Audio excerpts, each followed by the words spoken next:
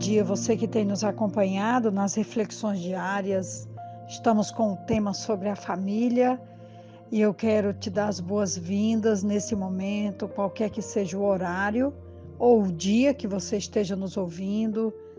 O desejo nosso como equipe na transmissão desses áudios é que você seja muito abençoado, muito abençoada, e que as reflexões possam trazer direção, encorajamento e também gratidão por todo o cuidado que você tem tido com a sua família, a credibilidade, o esforço, as orações e, acima de tudo, o investimento para que nossos familiares possam sim ser profundamente abençoados e cheguem a lugares altos e também estratégicos e possam exercer ministério, posição e abençoar também outras famílias, como Deus chamou Abraão para abençoar todas as famílias da terra.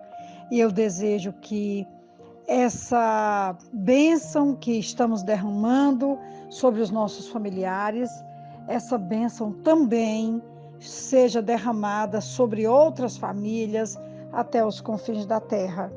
Hoje, quem está nos inspirando é um tio que adota uma sobrinha como filha, e a sua história, sua narrativa está no livro de Esté. O livro de Esté fica logo depois de Neemias e antes do livro de Jó. E em apenas 10 capítulos, nós temos então a narrativa de como essa jovem foi profundamente abençoada e abençoou o seu povo dentro da sua geração. Capítulo 2, o texto nos diz que, versículo 5, vivia na cidade de Susã um judeu chamado Mardoqueu, da tribo de Benjamim, filho de Jair, neto de Simei e bisneto de Quis. Ele fora levado de Jerusalém para o exílio por Nabucodonosor, rei da Babilônia, entre os que foram levados prisioneiros com Joaquim, rei de Judá. Mardoqueu tinha uma prima chamada Radassa, que havia sido criada por ele. Por não ter pai nem mãe, essa moça, também conhecida como Esté, era atraente, muito bonita, e Mardoqueu a havia tomado como filha quando o pai e a mãe dela morreram. Quando a ordem e o decreto do rei foram proclamados, muitas moças foram trazidas à cidadela de Susã e colocadas sob os cuidados de Hegai.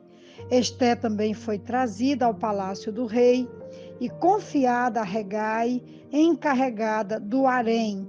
A moça o agradou e ele a favoreceu.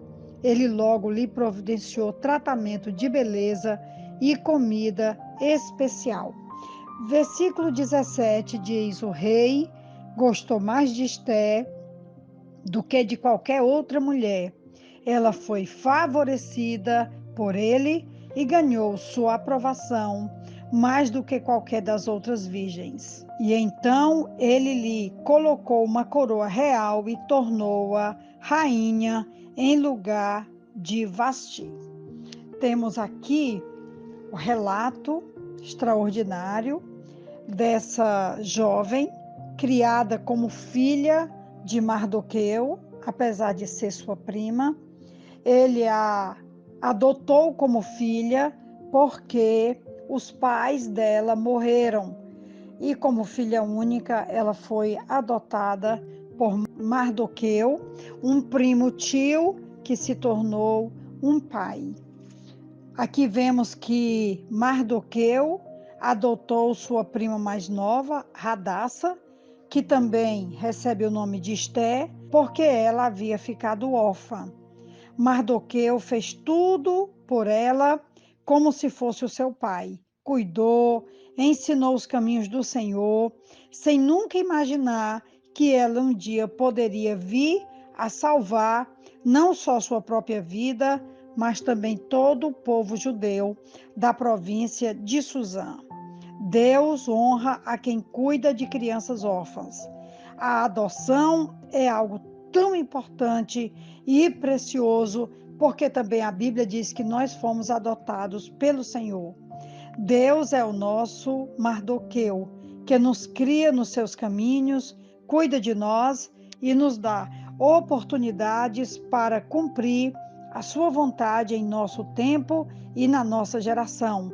Como realmente Mardoqueu criou essa jovem e ela foi bênção, a sua posição de rainha depois ajudou a salvar o seu povo. Eu recomendo a leitura do livro de Esté, são capítulos curtinhos. Rapidamente você vai ler esses 10 capítulos e você vai ver então como foi importante a presença dela no palácio, a sua posição de rainha escolhida pelo rei e a forma espiritual como ela conduziu um conflito que todos os judeus da província seriam mortos, e com oração, com jejum e com uma boa estratégia do seu tio, que também é pai, ela triunfou essa peleja na província de Suzã. O texto diz que ela era bonita, ela era formosa, e a beleza é apresentada como uma bênção de Deus e se mostra também providencial para esse contexto.